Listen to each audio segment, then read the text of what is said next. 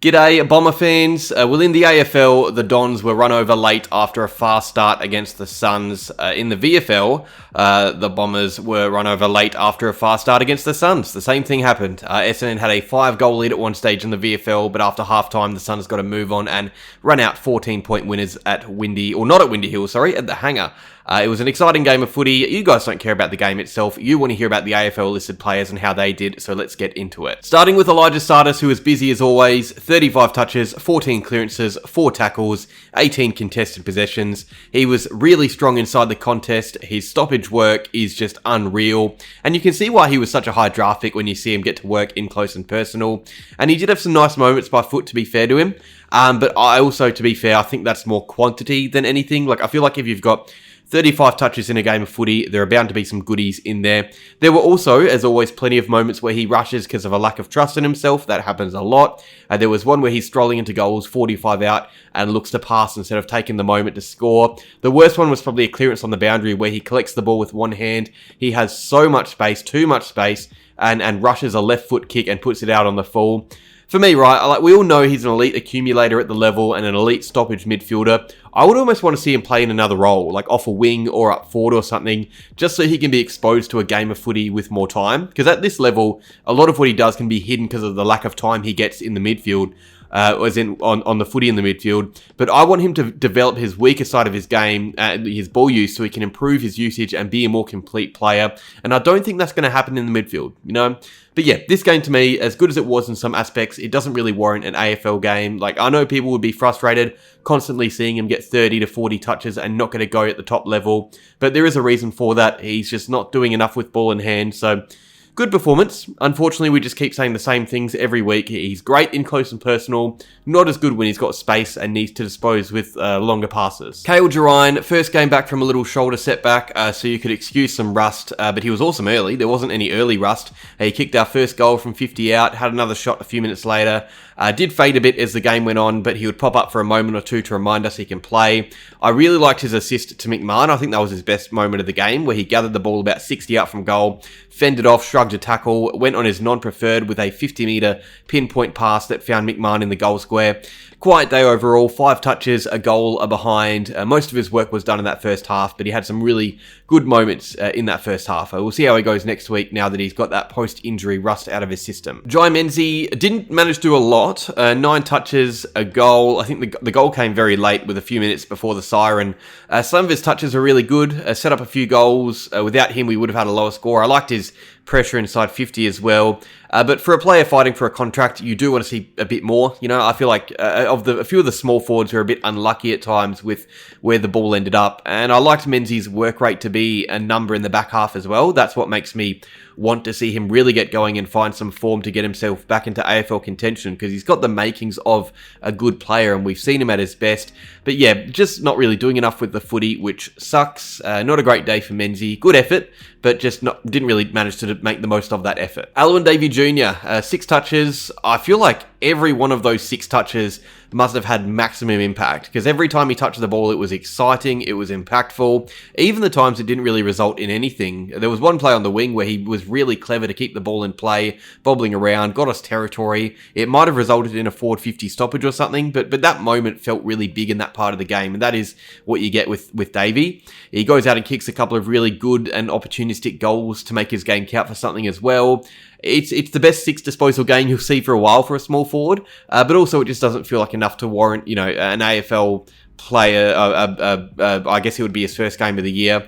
Yeah, he should be getting around it much more than he is, but at least we see hope. You know, he's really a high impact, low disposal player. Guelfi, to start with, I thought he was bloody stiff to be dropped. I don't know how he was dropped and Gresham and others stayed in the side. And the annoying thing is, you know, I feel like with low disposal players in the AFL, when they're dropped to the resis despite playing decent footy in the AFL, they almost never manage to demand a spot back in through form, because realistically, Guelfi has never been a high disposal, high goal scoring player. We like him because he plays roles and plays them effectively, and I thought he did that again here in this VFL game. 10 touches, 2 goals, 5 tackles, some really strong moments inside 50, some good moments in the air, which was interesting, some really great ground level pressure, good repeat efforts when when things didn't go his way. I thought Guelfi was clearly an AFL level small forward playing in the VFL. That is a compliment, but I don't know if this performance is enough to get him back in that AFL side. I feel that he gets stuck here for a little period of time and has to watch Gresham go about it in the AFL setup. I thought Guelfi was fine. Rhys Unwin, I really liked him. I really enjoyed watching him play. He is a really smooth player, so skinny still as well. He looks like a rogue school student who's put on an Essendon Guernsey and playing against men. But, you know, he matches that with his, I guess, feet skills, not foot skills with footy, although he is good with the footy, but he's so fleet of foot and so clever when moving with the footy. He has a great sidestep on him, really great lateral movement. He's got a knack for making the right decisions as well, whether by hand or foot. And I think there's a good little comparison to be made with him and Elijah Tsatas with a game like this. Very different players, but I love Unwin on the ball. I want to see more of it, and the directive may be there already to put him around the footy more. I saw him float into stoppages a bit. He got himself 4 clearances, 13 disposals. He isn't getting enough of the footy for the player he is, or I guess the player we want him to be. I don't think it's an issue, but for the team, it would be good to see him get the footy more. It's kind of the opposite with Tsatas. You know, I think it's easy to get a player to find more of the footy than it is for a player who can find the footy to develop their skills. And I think the Bombers will look to get Unwin around the footy a bit more to close out the year, because when he has it, nice things happen. He is a really impactful player.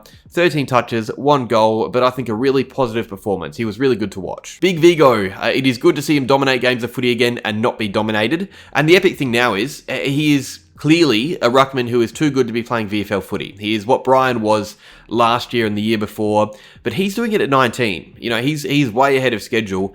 I don't think he gets regular footy for another few years in the AFL. Rucks take time to really take that next step. I feel like it's a big leap between being too good for the VFL and being ready for the AFL, but it is good to see him really tear games apart again. 48 hitouts, 16 touches, 6 clearances. He wasn't really a big factor in the air as he usually is, but that's probably nitpicking. And the fact that we are nitpicking a 19-year-old ruck is awesome. That is a great sign.